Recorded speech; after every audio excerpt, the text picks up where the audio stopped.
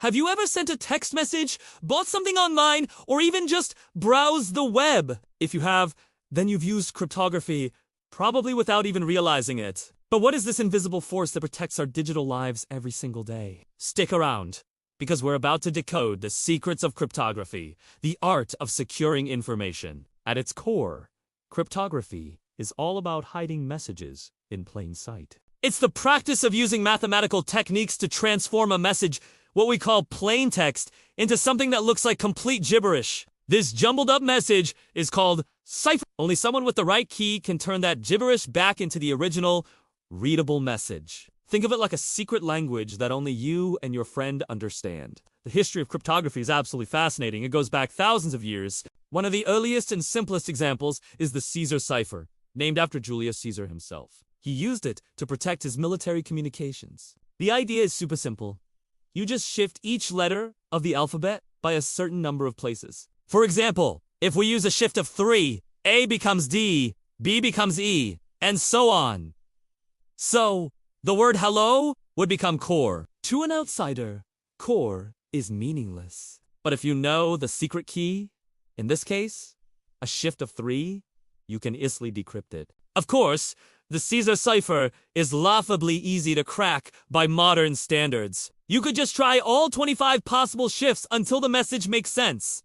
This is called a brute force attack. As technology evolved, so did the complexity of our ciphers. People started using more intricate methods, like the Vigenère cipher, which uses a keyword to create multiple Caesar ciphers within one message, making it much harder to crack. For centuries, it was considered unbreakable, earning it the nickname Ru Shifrechi, Yenudi, Shifrabru, the indecipherable cipher.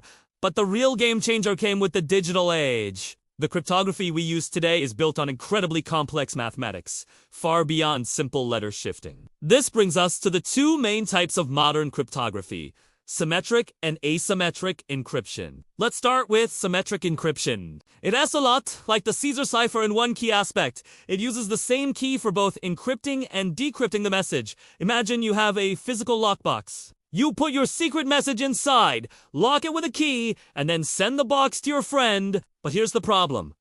How do you get the key to your friend safely? If you send it along with the box, anyone who intercepts it can open it. This is known as the key distribution problem, and it was a major hurdle for a long time. Symmetric encryption is super fast and efficient, which is why we still use it for encrypting large amounts of data, like entire hard drives. A popular example is AES, the Advanced Encryption Standard, which is used by governments and corporations worldwide to protect sensitive information. It uses keys that are 128, 192, or even 256 bits long. A 256-bit key has more possible combinations than there are atoms in the observable universe. Good luck trying to brute force that. So, how did we solve the key distribution problem? This is where the magic of asymmetric encryption comes in, also known as public key cryptography. This was a revolutionary breakthrough in the 1970s. With asymmetric encryption, you don't have one key, you have two. A public key and a private key. They are mathematically linked, but you can't figure out the private key just by knowing the public key. Think of it like a mailbox with two slots. The public key is like the mail slot on your mailbox. Anyone can know its location and drop a letter in. But only you, with your private key, can open the mailbox and read the letters. So, how does this work in practice? Let's say Alice wants to send a secret message to Bob. Bob has a public key, which he can share with anyone, including Alice.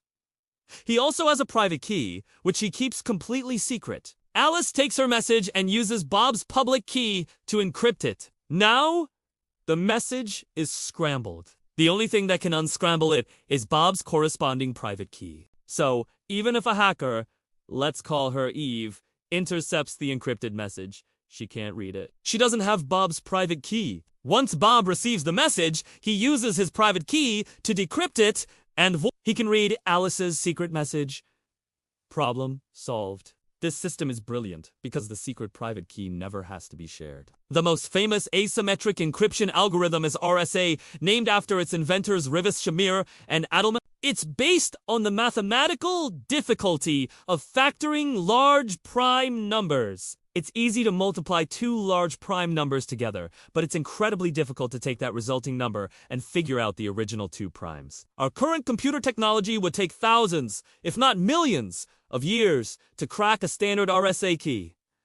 So where do you see all this in action? When you visit a website and see that little padlock icon next to the URL, that's cryptography at work. Your browser and the website's server are using an asymmetric system, like RSA, to securely exchange a symmetric key. Why the two-step process? Because asymmetric encryption is a bit slow. So, they use it just to safely share a one-time use symmetric key. Then, they switch to the much faster symmetric encryption, like AES, to encrypt all the actual data being sent back and forth, your login details, your credit card number, everything. This combination of both types is what we call a hybrid crypto system, and it gives us the best of both worlds, security and speed.